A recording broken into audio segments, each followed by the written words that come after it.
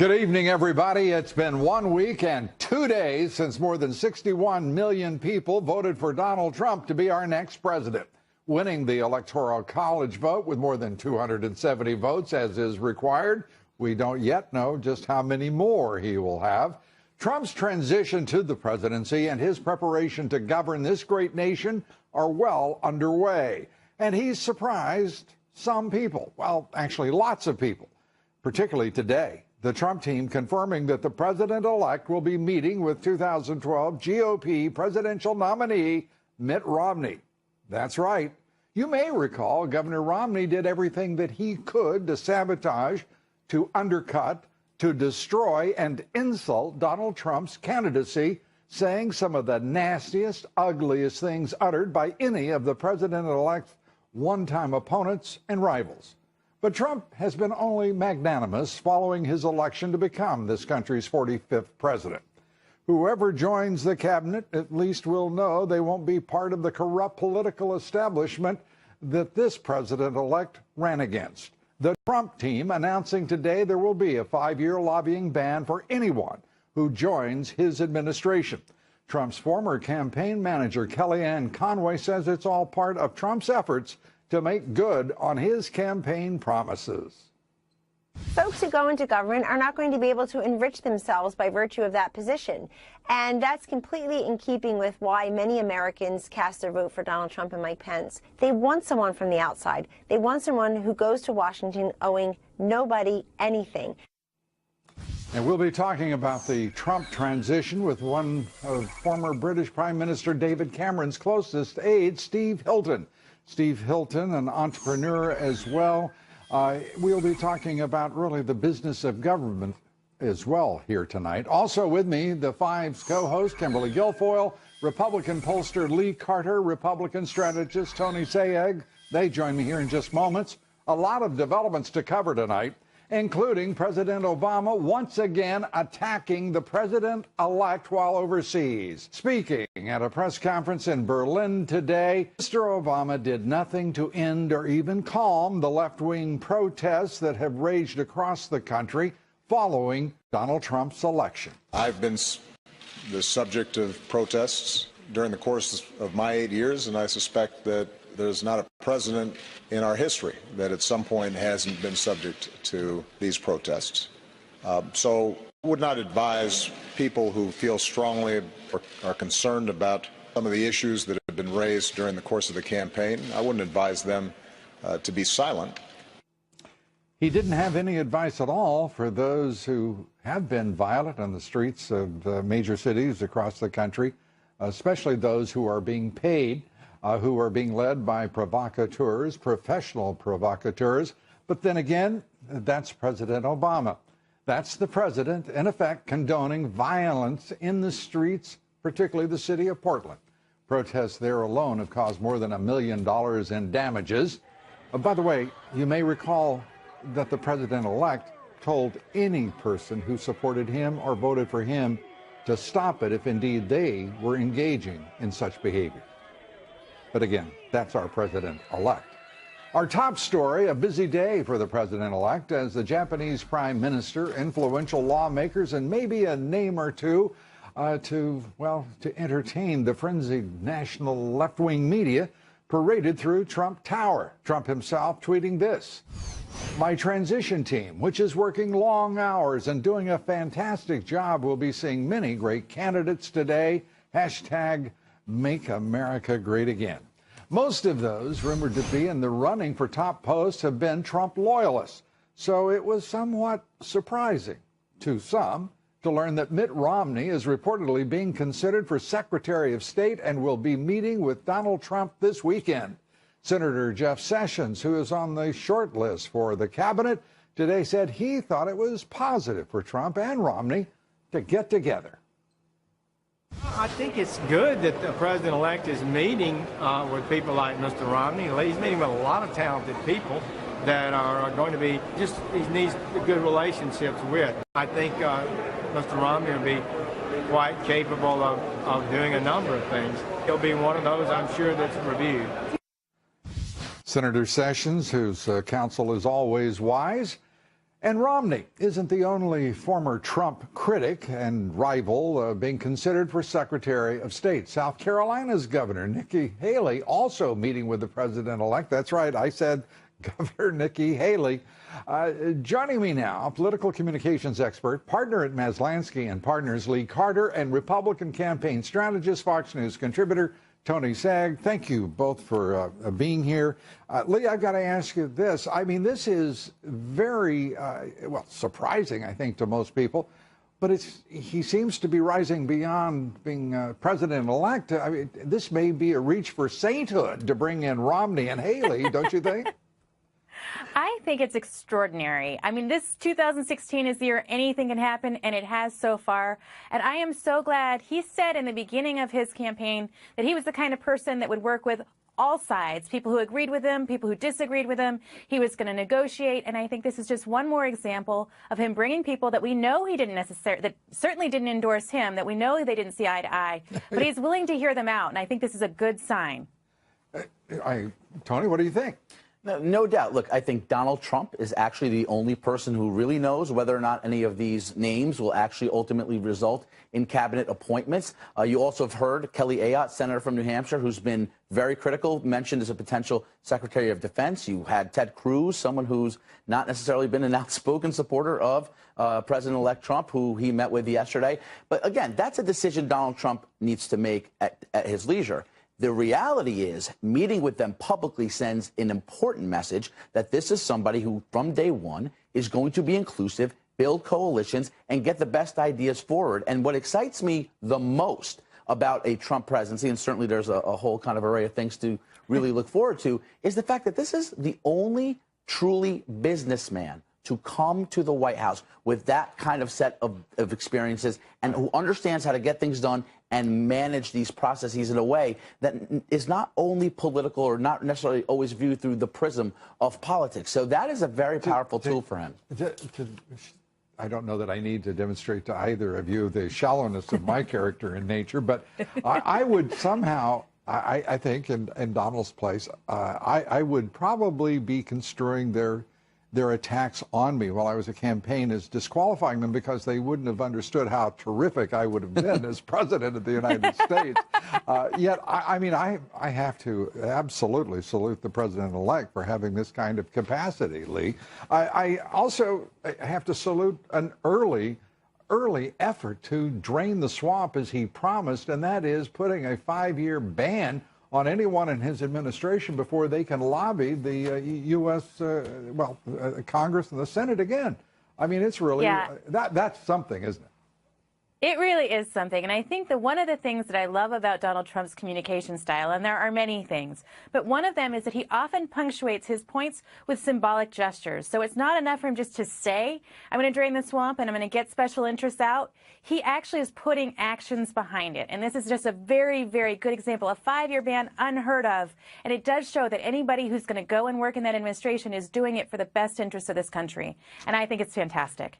His election was clearly a rebuke of a system in Washington that just doesn't work and serve the people. And the reality, unfortunately, is both parties have something to do with it. Lobbyists who argue for only their parochial special interests have a lot to do with it. So this is a great gesture, as is, by the way, his call for term limits that just today received a fairly warm welcome on Capitol Hill from Speaker Ryan. Not necessarily a group of people you would think would embrace the idea of term limits, and that's because people know he means business. This is not somebody whose words are considered hollow rhetoric. They're really considered impactful, and that's why I think he's going to be very successful in the early term for sure. Yeah, I might point out Paul Ryan well beyond what would be considered a reasonable term limit range, but I did my best to constrain myself when hearing the speaker's name. Another important, I think, issue here is certainly, and again, bringing up Paul Ryan, stopping a vote on restoring earmarks, which have been pushed away from Congress for now 5 years. They're all licking their chops, wanting to bring back those earmarks. Do you think that that they're going to be able to hold the line? That is, the president-elect dealing with the leadership of both the Senate and the Congress. No, I'm certainly encouraged by Paul Ryan's behavior on this. It seems to me that he's showing that he understands what the American people have said and why the Republicans are back in the White House. He stopped it. But exactly. do you think he's going to be able to hold that the president-elect, the Republican leadership, are going to be able to hold the line? I believe they could, yeah. I'm very optimistic right now. I believe that anything can happen based on what we've seen over the last 2 weeks. So I do believe that they can. But you've had a hallelujah experience, Lee. And I also want to give Donald Trump the credit for putting Mike Pence in charge of a lot of these processes, the transition for certain, and the liaisoning with Capitol Hill. We saw a very constructive result today when Do you think he's going to be able to hold the line? Absolutely. And I even will further say Donald Trump is setting the agenda in Washington. That's the bottom line. Well, that's a great place to leave it until we continue further, and we will, guaranteed. Lee, thank you so much. Tony, thank you so much. We appreciate it. We're coming right back. We've got a lot more. Stay with us. A rising number of left-wing mayors in sanctuary cities across the country pledging to fight both the law and the president-elect. 11 cities now, from Los Angeles to New York, vowing not to cooperate with the Trump administration on deportation orders for illegal immigrants, preserving their sanctuary status. There are more than 200 of these sanctuary cities and jurisdictions all across the country. All told, about 400 jurisdictions that have policies, police department orders, or non-binding resolutions of some kind that limit local officials from cooperation with federal immigration law enforcement, ignoring federal law. Now, Trump has threatened to cut off federal aid to these sanctuary cities, and he has a lot of leverage to do so. Those sanctuary cities receive some $650 billion from the federal government. That's what they call leverage. Joining me now, the co-host of The Five, Kimberly Guilfoyle, attorney and absolutely perfect to talk about the issue of sanctuary cities. Yes, you're right. Because all levels of law are involved. You're absolutely right. And also because I was a prosecutor, assistant district attorney in San Francisco, which is one of the premier violators in terms of being a sanctuary city. And for all intents and purposes, they are going to continue to do so. And now you see a lot of people being very vocal, some of the different mayors across this country saying that they will flat out disregard the rule of law in favor of their political ideology. Help me out on something, because I listen to some of the people for whom I have very low regard on any level, who run these cities, in particularly Rahm Emanuel in Chicago, a violent crime wave. Well, he should be recalled just based on the loss of lives there. It's saying to people he's going to, preserve Chicago as a sanctuary city, no matter the law, no matter what. And I'm sorry, didn't this administration just use federal supremacy clause law to insist upon getting done whatever it wanted to on this issue? Why should it not? Why should it not apply in the issue of sanctuary cities straight out? Oh, it should apply. I mean, it is applicable. It should apply. But the problem is you have people putting forward their own ideology and their viewpoints and trying to put forward these sanctuary cities, by the way, at great cost to public safety, to people who are here legally, who are citizens, who deserve a right to be protected and have the rule of law followed. But instead, you have these people, these miscreants across the country, going ahead and thumbing their nose at the law. If you're not going to follow the law and the rules of the land, then don't be in the position. And to be clear, what Donald Trump has said, his administration will be going after criminal, illegal immigrants. Correct. The estimate is 2 to 3 million of them.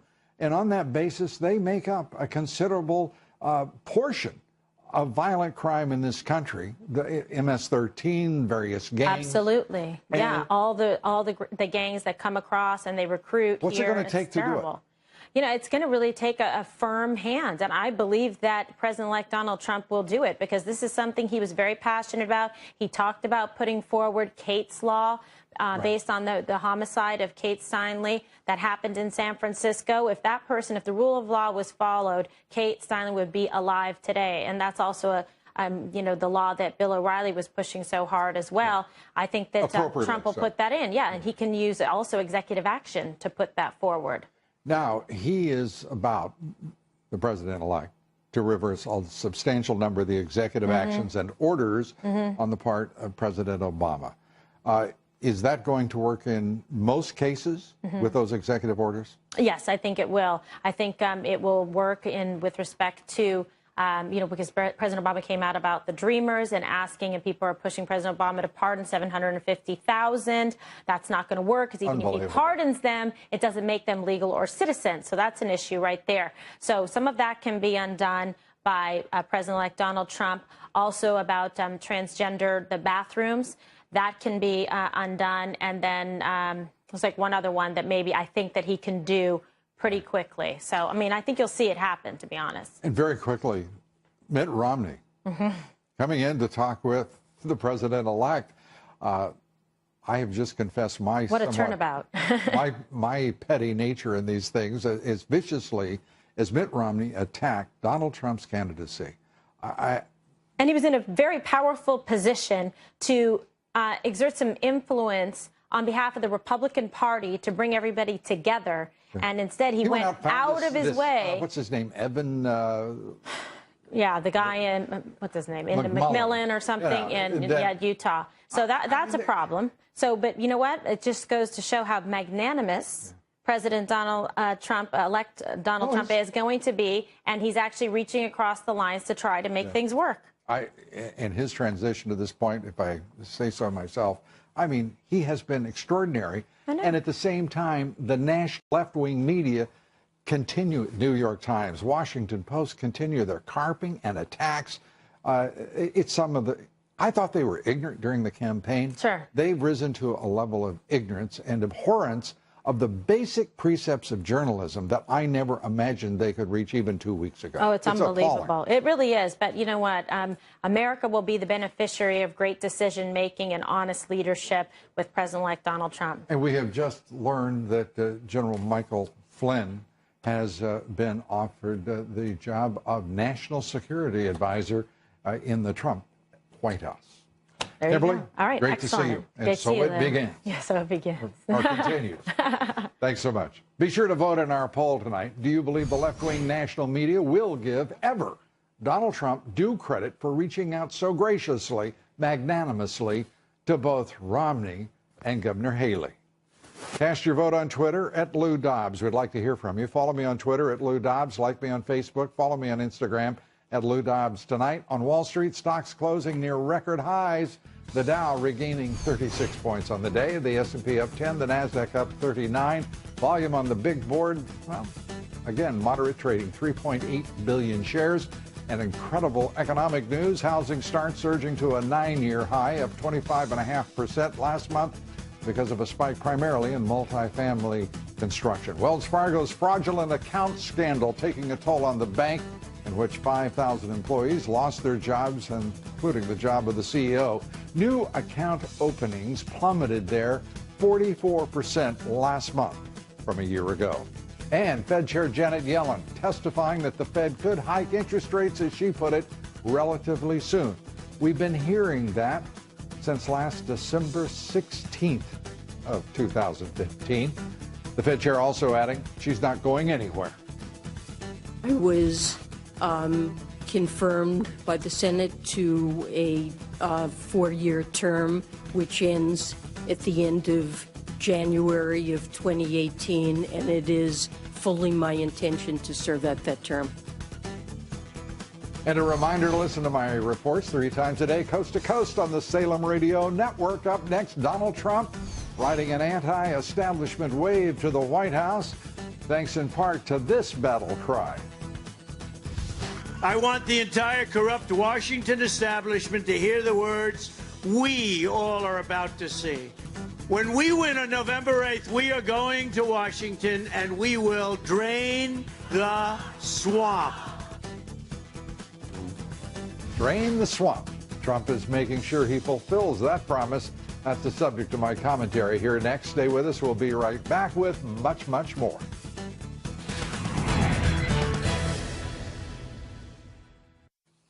A few thoughts now on draining the swamp. We're just over a week into the Trump transition, and the president-elect is working hard to assemble his team, and he's also working hard to deliver on his campaign promises already. His vice president-elect, Governor Mike Pence, already removing lobbyists from the presidential transition team. Speaker Ryan yesterday suddenly put a halt to an effort in the House to bring back earmarks. He cited the promises of the Trump anti-establishment victory. And now the Trump team taking another huge step to drain the swamp. The president-elect requiring a 5-year lobbying ban for all appointees to his administration. That is a very big deal. Last year, lobbyists spent more than $3 billion, $3.2 billion, just to influence Congress and federal agency, an average of about $6 million per lawmaker. That money, one of the reasons Washington is flooded with graft and corruption, as the revolving doors between public service and private business are filled with elected officials, lobbyists, and a lot of lubrication. Money, money, money. Under the Trump presidency, those same registered lobbyists will not be allowed to serve in his administration, nor will they be able to use government to enrich themselves within 5 years of leaving the Trump administration. Kellyanne Conway touted the move in an interview today. Nobody got rich off of the Donald Trump campaign. And it's just in keeping with the way he would like to run his government and all of its organs and adjuncts. Why do we need this revolving door of lobbyists and consultants? Why do we need 10 people to say the same thing? We just don't. Mr. Trump is just meeting the demands and the desires of the American electorate by trying to drain the swamp. Drain the swamp. There's music in those words, don't you think?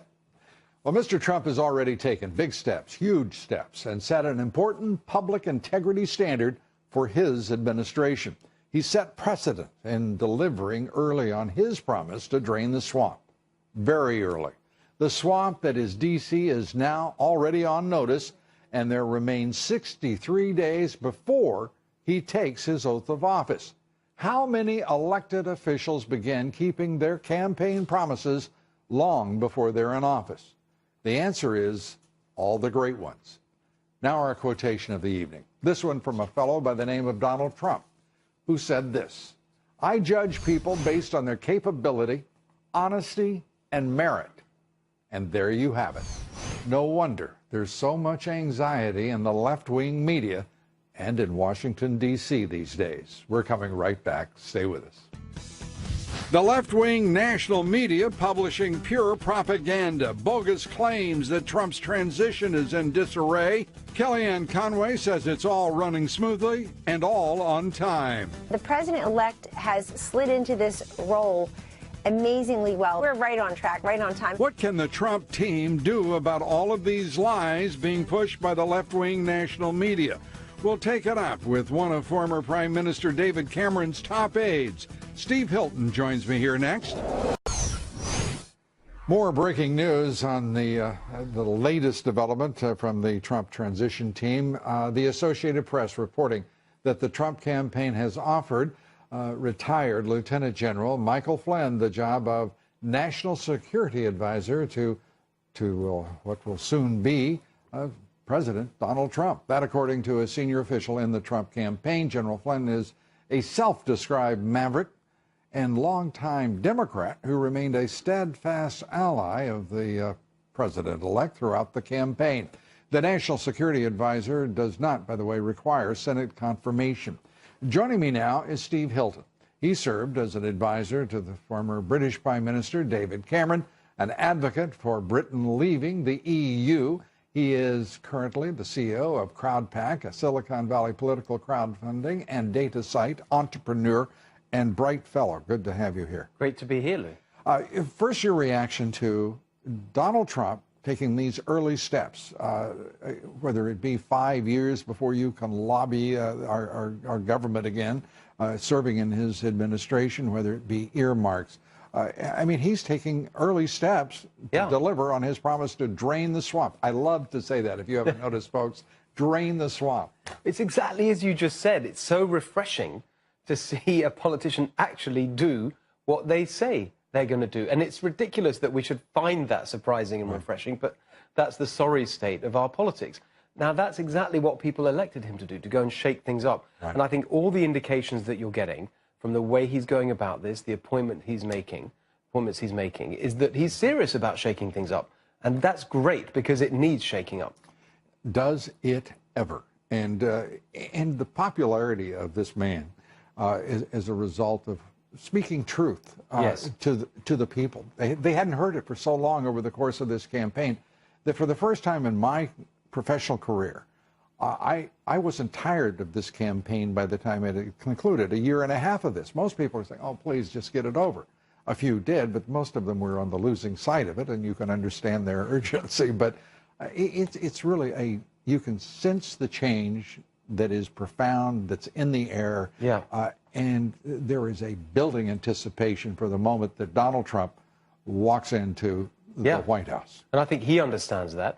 And I think that it's not just that he was interesting in the way that he put out his arguments. He also did it in plain English. He spoke simply and clearly. And I think that relates to something that we're seeing going on right now with the way that this transition and his first few days are being covered by the media, which is completely ridiculous. They have always underestimated him precisely because he speaks plainly in simple terms that average Americans can understand, instead of the highfalutin language that hides the truth that we're so used to from politicians. Well, speaking of obfuscation, President Obama in Berlin today, in Germany, talking about God knows what besides himself. Again, you know, he's a tremendous fan of the first person singular. He can never let it go. He keeps Angela Merkel, the Chancellor of Germany, waiting as he finishes a thought that is, 15 minutes in duration, that has about 5 minutes of content and about a minute of it worth listening to. You know what, that press conference, and in fact, all the things he said on this farewell tour of overseas countries, it just really reminds me of the most infuriating version of Obama, which is the version of Obama that is the snooty anthropology professor, not a leader actually shaping events, making decisions that change things, but someone from on high observing. And that is, I think, at the heart of what we've seen, because it's the policy failures of that attitude that have resulted in Donald Trump's election. Absolutely, and the desperate need for him to get into that Oval Office. Obama gives you the sense that he is going to bring his fingers with snuff attached for a quick snort. But I mean, he really is all of the worst of what you think of when you think of an elitist. Exactly. Vacuous, self-important, and staying well beyond his welcome. But what's really interesting about it is because he puts it in language that is so cerebral, and suffocating. The press are so gullible and superficial and sycophantic, frankly, that they don't like them either, do you? Well, they interpret it as great wisdom. Yeah. But actually, all it's doing is hiding the real life failure of his policies. I couldn't agree with you more. What is your advice to the Trump, I was about to say campaign, the Trump administration, the team now, on how to deal with an absolutely vicious, venal, often vapid, but certainly nasty left-wing national media that doesn't give a damn what the facts are? They're going to attack him and all of his administration. Well, you could just see it. I mean, the New York Times is probably the worst. They've made fools of themselves, I think, in the last week. If you just go back a couple of days, the end of last week, they front-page story lambasting Trump for having lobbyists in the transition team. Right. He brings in Pence, he dumps the lobbyists, and then it's a front-page story about chaos and turmoil. Right. They are really revealing their prejudice. And I want to put up, Steve, very quickly, I know we're short on time, but I want to show this graphic to just so everyone understands. These are the appointments by administration in weeks. As you see there, whether it's Nixon, Carter, Reagan, an exception is Bush 41, then Clinton, Bush 43, Obama. Nothing happened in the first 2 weeks. We're a week and a half in. We have seen countless stories by the left-wing national media, whether it's the Washington Post, whether it is the New York Times, as you suggest, the typical scoundrels at NBC, ABC, CBS, lambasting Donald Trump and his transition. It's just hysterical. It's truly embarrassing for them. And I think I'm right in saying that with Clinton, first time around in '92, months into the administration, there's still thousands of positions unfilled. Yeah, the truth is, though, too, Clinton did something very bright. He had a president-elect's conference on the economy. It was an absolute tremendous success. He's the only president I've ever seen do it. It was brilliant, and I think worthwhile for yeah, but what's really going to make the difference is the action that this administration takes. Well, I firmly believe that you're going to see a huge resurgence of enterprise and dynamism in our economy. I think it's already underway, and I think it's reflected in the markets. I think it's reflected in the actions he's taken. I think you're right. That's the short answer. Steve Hilton, good to have you here. Thanks for being with you, Lou. Appreciate it. Joining me now, the Vice President of Business and Culture for the Media Research Center, Dan Gaynor. Dan, good to have you with us. An extraordinary report talking about the absolutely disastrous coverage on the part of the national left-wing media. I mean, I want to put this up as we talk, and you can explain what we're looking at. But this is the comparison between the coverage of Steve Bannon and the vicious attacks by the left-wing media and Keith Ellison, the congressman from Minnesota, who is Muslim, who is a radical activist and wants to be the head of the DNC. How could it be that disproportionate? Well, what they're trying to do is not just double down on what they did during the campaign. They're trying to take down Trump's nominees. If they can defeat these nominees, they think they'll defeat his administration. So they full bore, almost 20 times attacks on Bannon, versus a little over 2 minutes on Ellison, and nothing negative in the bit of Ellison. And Ellison's got a hefty bag of controversies, attacks on Israel, ties to the Muslim Brotherhood, which means, through that, you're linked back to Hamas. You've got, the whole idea of, he gave out this quote linking 9/11 to the Reichstag fire. If that doesn't sound like 9/11 trutherism, I don't know what else it is. Yeah, and everyone wanted, of course, to give him a pass because that suits the narrative of the national left-wing media. It's who they are. The New York Times, Donald Trump has been hitting back, and he's a tough guy. And very few people in his position as the nominee of the party could, I think, have been quite as persuasive, because he absolutely didn't put up with their nonsense for a minute. And I think that should be a lesson to every candidate running for office. When you're dealing with lying skunks, you don't need to get near the smell, right?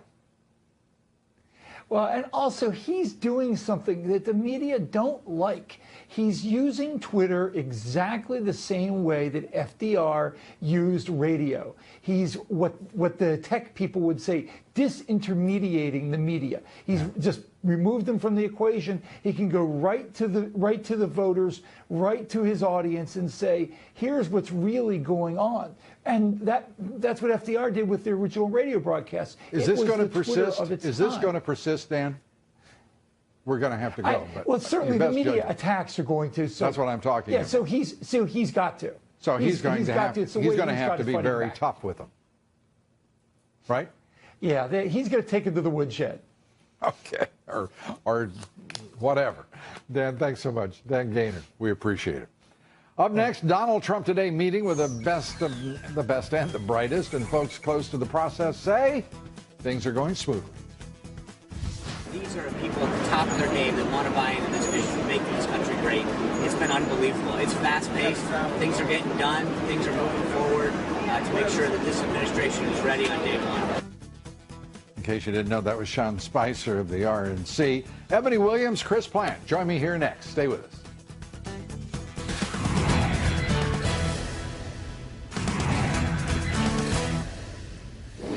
Joining me now, the host of the Chris Plant Show on WMAL, Chris Plant, and attorney, Fox News contributor, Ebony Williams. Thank you both for being here. We've got a lot to cover. Let's turn to sanctuary cities. Yes. It looks like there is a way to go here. You're the attorney. I am. It looks like Trump has a lot of firepower behind him, no matter what Rahm Emanuel or the mayors of Los Angeles, New York, or wherever say. Let's talk real candid here tonight, gentlemen. Trump has all the tools behind him because guess what? Just like President Obama told the state of Arizona a few years back, you do not get to make statewide immigration policy. You don't get to do that. The United States Constitution, the Supremacy Clause specify that the federal law on this issue is supreme and it must be followed. All Rahm Emanuel and de Blasio and all these sanctuary city guys are doing, they're creating a fake narrative that makes them look like heroes around this issue to illegals. They're pandering.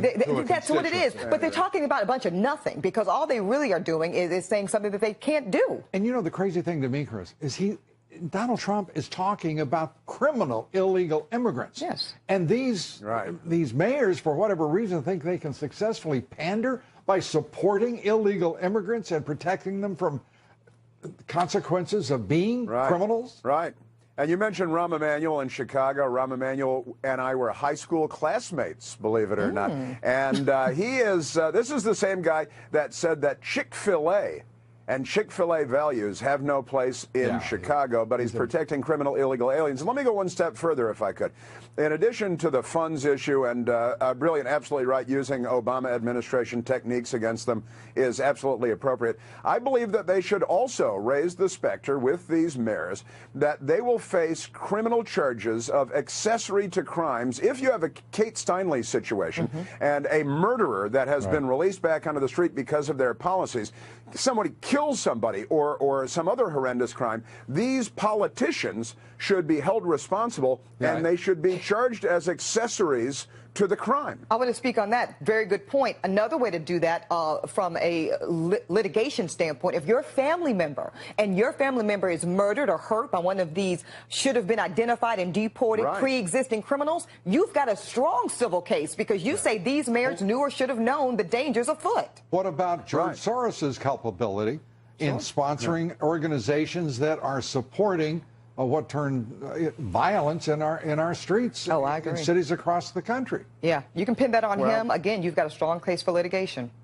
Yeah, honestly, withdraw the funding, threaten them with literally pick a case and prosecute one of these mayors and then see how brave they are pandering to their racial coalition, which is despicable in the first place. But you know, here's the thing about that. If you talk 30% of Hispanic people in this country voted for Donald Trump, and many of them voted because they are documented. They did do it the right way. And you know what's the biggest threat to their existence are people who get there the wrong way. Two wrongs don't make a right on this issue. By the way, some of them were actually born in this country. And that too, of course, obviously, I'm so sorry. Of course, that too. But from the immigrant community, that is what they're telling me. Well, you know, the immigrant community is one thing. Hispanics are another. Yes, they are. And they're not monolithic in either case. Not at all. Well, yeah, illegals.